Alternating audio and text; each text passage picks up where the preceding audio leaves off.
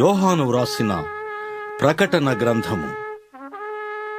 యేసుక్రీస్తు తన దాసులకు కనుపరచుటకు దేవుడు ఆయనకు అనుగ్రహించిన ప్రత్యక్షత.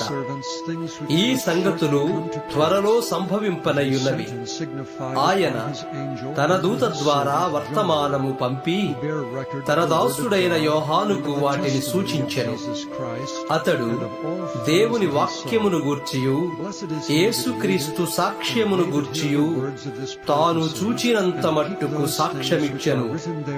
సమయము సమీపించినది గనుక ఈ ప్రవచన వాక్యములు చదువువాడును వాటిని విని ఇందులో వ్రాయబడిన సంగతులను గైకొనువారును ధన్యులు.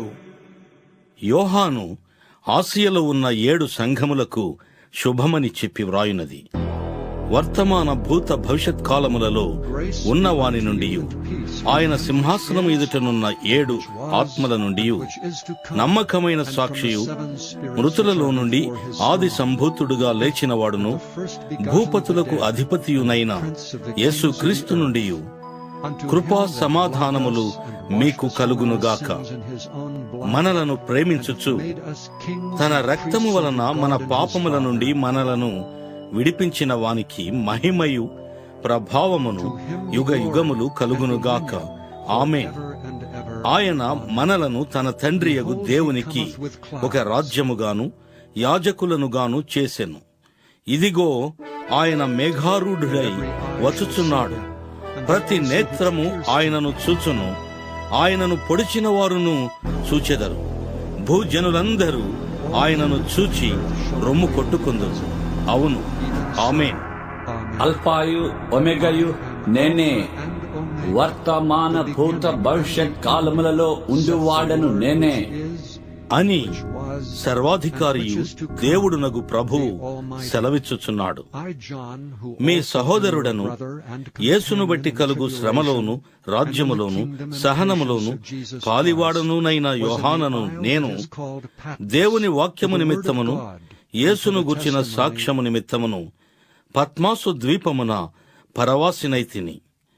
ప్రభు దినమందు ఆత్మవశుడనై ఉండగా బూరధ్వని వంటి గొప్ప స్వరము నీవు చూచుచున్నది పుస్తకములో వ్రాసి Ephesus, Smyrna, Pergamum, Thyatira, Sardis, Philadelphia, లవోదికయాను 7 సంఘములకు పంపుము అని చెప్పుట నా వెనుక వింటిని. ఇది వినగా నాతో మాట్లాడుచున్న స్వరమేమిటో అని చూడ తిరిగి తిరుగగా 7 సువర్ణ దీపస్తంభములను, ఆ దీపస్తంభముల మధ్యను మనుష్య కుమారుని పోలిన యొకనిని చూచితిని. ఆయన తన పాదముల మట్టునకు దిగుచున్న వస్త్రము ధరించుకుని రొమ్మునకు బంగారు దట్టి కట్టుకుని ఉండెను. ఆయన తలయు తల వెంట్రుకలను తెల్లని ఉన్నిని పోలినవై హిమమంత ధవళముగా ఉండెను. ఆయన నేత్రములు అగ్ని జ్వాలల వలె ఉండెను. ఆయన పాదములు కొలిమిలో పుటము వేయబడి మెరయుచున్న అపరంజితో సమానమై ఉండెను. ఆయన కంఠస్వరము విస్తార జల ప్రవాహముల ధ్వనివలే ఉండెను. ఆయన తన కుడి చేత 7 నక్షత్రములు పట్టుకుని ఉండెను. ఆయన నోటి నుండి 2 అంచులు గల వాడి అయిన ఖడ్గమొకటి బయలువెడలుచుండెను. ఆయన ముఖము మహా తేజస్సుతో ప్రకాశించుచున్న సూర్యుని వలె ఉండెను. నేనాయనను చూడగానే చచ్చిన వాని వలె ఆయన పాదముల యొద్ద పడితిని. ఆయన తన కుడి చేతిని నా మీద ఉంచి నాతో ఇట్లనెను, భయపడకుము, నేను మొదటివాడను కడపటివాడను జీవించువాడను. మృతుడనైతిని గాని ఇదిగో యుగ యుగములో సజీవుడనై ఉన్నాను. మరియు మరణము యొక్కయు పాతాళ లోకము యొక్కయు తాళపు చెవులు నా స్వాధీనములో ఉన్నవి.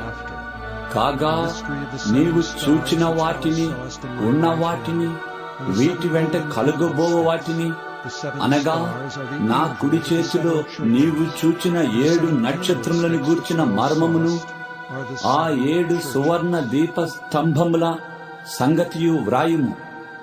ఆ 7 నక్షత్రములు 7 సంఘములకు దూతలు. ఆ 7 దీప స్తంభములు 7 సంఘములు